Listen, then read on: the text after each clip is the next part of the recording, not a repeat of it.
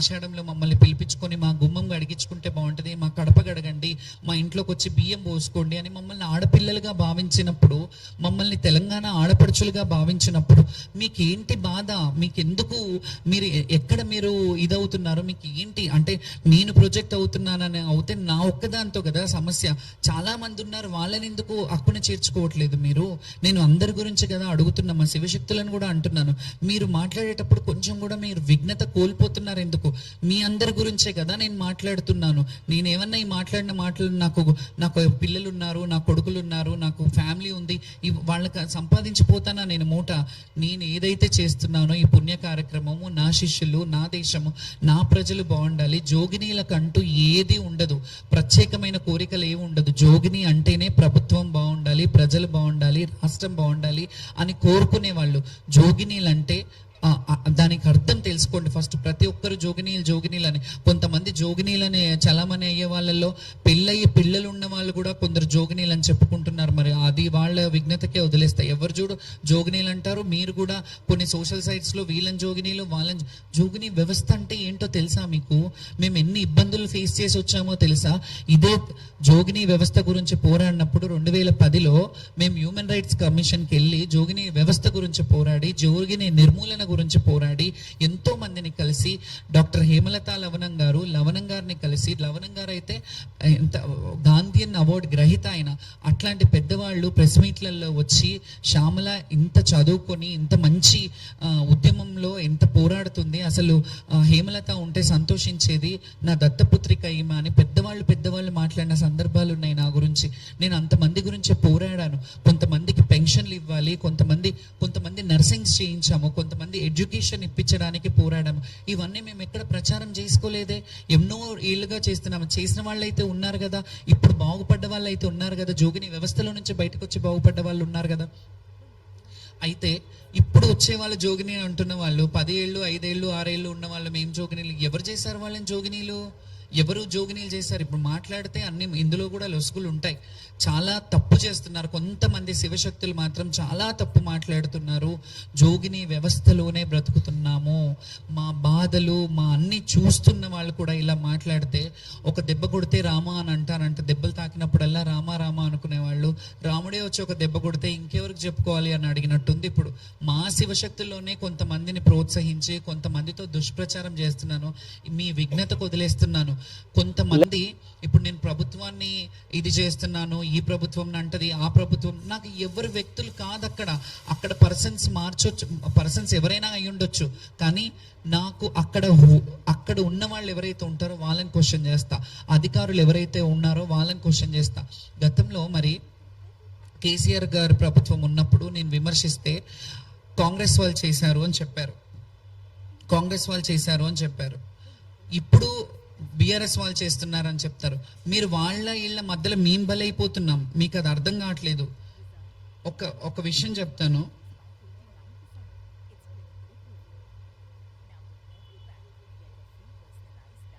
గత ప్రభుత్వంలో నేను విమర్శించినప్పుడు, ఇప్పుడు అంటున్నారు కదా ప్రభుత్వాన్ని విమర్శిస్తున్నప్పుడు, ఇంతవరకు వచ్చాక మీరు మాట్లాడాలి.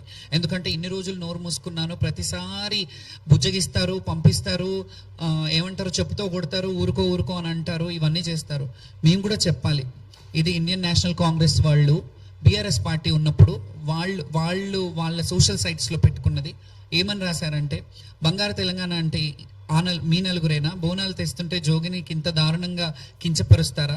తెరాస పాలన మహిళలకు ఇంత ప్రాధాన్యత ఉందో అని చూస్తే అర్థమవుతుంది అని చెప్పి నా కంటతడికి సానుభూతి చూపించారు. అదే పార్టీ ఇప్పుడు మీరున్నారు ప్రభుత్వంలో. ఈ మాట మీరు అప్పుడు అన్నప్పుడు ఇప్పుడు మా బాధ కదా, ఇది రాజకీయమా?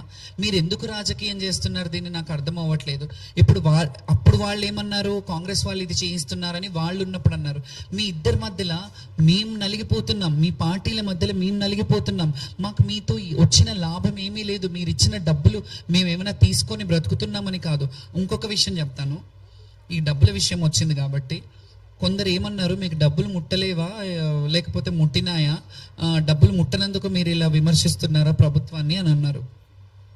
మీకు ఎన్ని ముడుపులు ముట్టితే లోపలికి వెళ్ళేసి డబ్బులు తీసుకొని బయటకు వచ్చి మీరు ఇలా డాన్స్ ఆడారు అన్నారు. లోపల ఉన్నది ఇప్పుడు ప్రస్తుతం ఉన్న మంత్రివర్యులు పొన్నం ప్రభాకర్ గారు, అండ్ తలసాని శ్రీనివాస్ యాదవ్ గారు, అక్కడ ఉన్న ఒక ఐపీఎస్ ఆఫీసర్ ఉన్నారు. వాళ్ళు ముగ్గురు ఉన్నారు కదా, వాళ్ళు కదా సీసీ కెమెరాల సమక్షంలో ఉంటాం కదా, ఏది పడితే అది మాట్లాడేస్తామని అంటారు కదా. నాకు ముడుపులు ఇచ్చినట్టు అంటే వాళ్ళు లంచం ఇచ్చినట్ట, వాళ్ళు ఇచ్చారని మీరు ఏమైనా ప్రూఫ్ చేస్తారా? ఎక్కడ తెలుసుకొని మీరు మాట్లాడారు? ఏం తెలుసుకొని మీరు దాని మీద విమర్శించారు? ఇప్పుడు మాకు లంచం ఇచ్చినట్టు అంటే ఇప్పుడు మంత్రి గారు మాకు లంచం ఇచ్చినట్ట, మేము లంచం తీసుకున్నట్ట? ఏం మాట్లాడుతున్నారు మీరు? డబ్బులు ఎక్కడి నుంచి వచ్చింది? దీన్ని ఎందుకు అంటున్నానంటే ప్రభుత్వం వాళ్ళు ఖచ్చితంగా ఈ సోషల్ మీడియాల పైన ఒక కొరడ జులిపించాల్సిందే. ఎందుకంటే ఇష్టానుసారంగా కొన్ని విషయాలలో వ్యక్తిగత హననం చేస్తున్నారు. మా వ్యక్తిగత జీవితాన్ని వాళ్ళు బహిరంగం చేయాలి, ఏదో చేస్తే వాళ్ళు యూట్యూబ్ ఛానళ్ళల్లో పెట్టుకొని మా వీడియోలు పెట్టుకొని డబ్బులు ఆశించి మా బతుకుల మీద మీరు క్యాష్ చేసుకుంటున్నారు, మా బతుకులను మీరు లాభంగా మార్చుకుంటున్నారంటే మీకు సిగ్గు అనిపించట్లేదా? అట్లాంటి మాటలు అడిగేటప్పుడు ఖచ్చితంగా దీని మీద తీవ్రంగా ఖండించాలి. నేను సామరస్యంగా ఉన్నాను. నేను ప్రభుత్వం మాట్లాడంగానే వాళ్ళు మారుబోనాలు అన్నప్పటి నుంచి నేను సైలెంట్ అయిపోయాను. నేను ఏం మాట్లాడలేదు, వచ్చేసాను. సోషల్ మీడియాలో ఏవైతే దుష్ప్రచారాలు చేశారో ఇందులో కొంత అధికారులలో కూడా కొంతమంది కావాలని వాళ్ళని పిలిపించుకొని మాట్లాడి యూట్యూబ్లలో వేయించారనే విషయం నాకు తెలిసింది. దాన్ని కూడా క్లారిఫై చేస్తాను నేను ఖచ్చితంగా. ఎందుకంటే వాళ్ళ మీద బురదని తుడుచుకోవడానికి మమ్మల్ని విక్టిమ్ చేశారు. ఇక్కడ మా మీద రుద్దుతున్నారు ఆ బురద. వాళ్ళు క్లీన్ కట్గా ఉండాలని చెప్పి మమ్మల్ని నోడల్ ఆఫీసర్ని వేశారు. నోడల్ ఆఫీసర్ దగ్గరుంటే నా మాటే వినట్లేదు, పాసులు ఇవ్వట్లేదు. పాసులు ఇస్తామన్నారు, ఒక 5 మందిని తీసుకెళ్ళండి, మీ 5 మందికి మేము వదులుతాము అంటే మేము అన్నాం ఫెమిలియర్గా ఉన్న వాళ్ళు వచ్చేప్పుడు ఇబ్బంది అవుతుంది కాబట్టి మీరు కొంత రక్షణ కల్పించాలి, మా బోనాలు మంచిగా తీసుకెళ్ళాలి అని అంటే సరే అని చెప్పారు. వాళ్ళ తప్పిదం, వాళ్ళు పాసులు ఇవ్వకపోతే మేమేం చేయాలి? వాళ్ళు పాసులు ఇస్తామని 2 రోజుల ముందు నుంచి ఆ పోలీస్ స్టేషన్ల చుట్టూ తిప్పిపించుకొని 4 సార్లు పొద్దునుంటే వాళ్ళు లేరు వీళ్ళు లేరు, బయటికి వెళ్ళారు, వస్తారు, సంతకాలకి వెళ్ళాయి, వాళ్ళ దగ్గర ఉన్నాయి, ఎస్ఐ దగ్గర ఉన్నాయి. ఇవన్నీ మీరు కదా చెప్పింది, మేము అడగలేదు కదా. మీరు ముందు మమ్మల్ని పిలిపించి మీరు కదా మీటింగ్ పెట్టింది, మరి మీరు కదా దీన్ని సంజాయిషి ఇవ్వాలి. సోషల్ మీడియాలలో వస్తున్న అవాస్తవాలని మీరు కదా చెయ్యాలి. నేను సామరస్యంగా మాకు జరిగిన అవమానం గురించే మాట్లాడాము. మీరు మీ గురించి వస్తున్న వాస్తవాలు, మరి మీరు డబ్బులు ఇచ్చారా మాకు? ఈ వివరణ ఎవరు చెప్పాలి? మీరే చెప్పాలి, మీ బాధ్యత. మంత్రి గారు కూడా దీని మీద స్పందించాలి, దీని మీద వివరణ ఇవ్వాలి. ఎవరైతే అన్నారో డబ్బులు ముట్టలేదని మీరు ఇలా చేశారా అది ఇదని అన్నారో వాళ్ళ మీద మీరు మాట్లాడాలి. కొన్ని సోషల్ మీడియాల మీద నేను ఖచ్చితంగా లీగల్ యాక్షన్ తీసుకోబోతున్నాను. ఇవన్నీ పక్కన పెడితే కొన్ని విషయాల్లో ఈమెకు ప్రత్యేకమైన వాళ్ళు వచ్చి ఇది చేయాలి.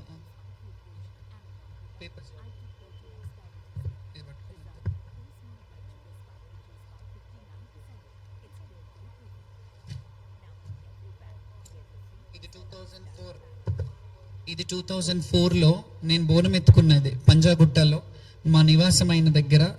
నగరానికి వెన్నెతిస్తున్న బోనాలు ఇక్కడ పక్కన జనార్దన్ రెడ్డి గారు ఉన్నారు, దానికి వచ్చారు. 2004లో ఏ ప్రభుత్వం ఉంది?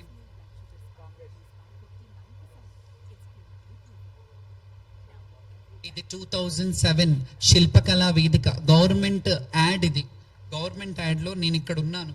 ఇక్కడ మాజీ స్వర్గస్థులు రాజశేఖర్ రెడ్డి గారు ఉన్నారు, అంజన్ కుమార్ గారు ఇప్పుడు ఆంధ్రాలో ఉన్నారు, ఆనం రామనారాయణ రెడ్డి గారు ఎండోమెంట్ మినిస్టర్ ఇప్పుడు అక్కడ.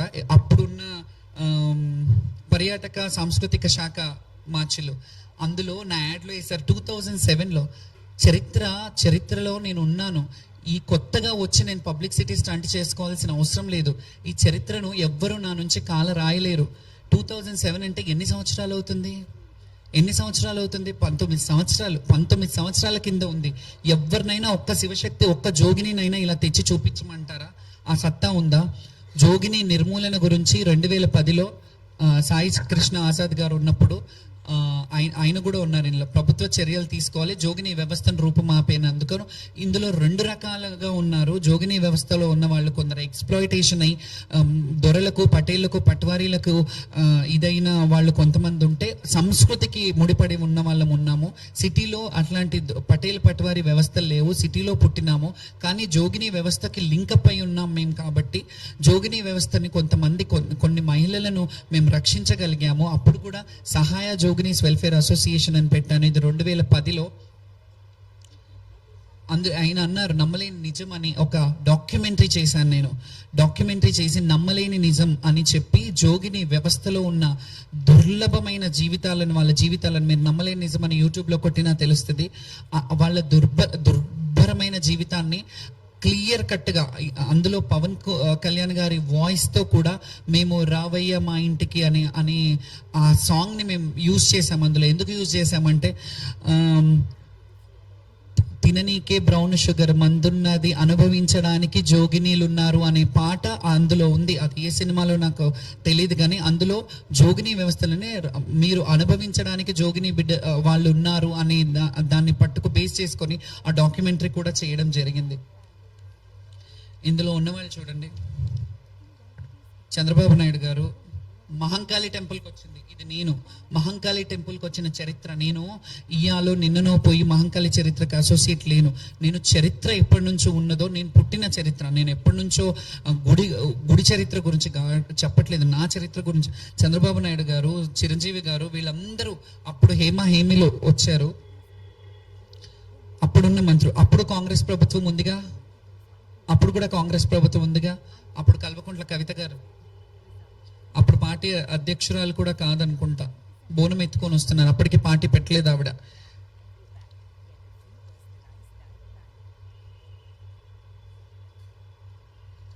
లాల్ దర్వాజాలో తల్లికి బోనం,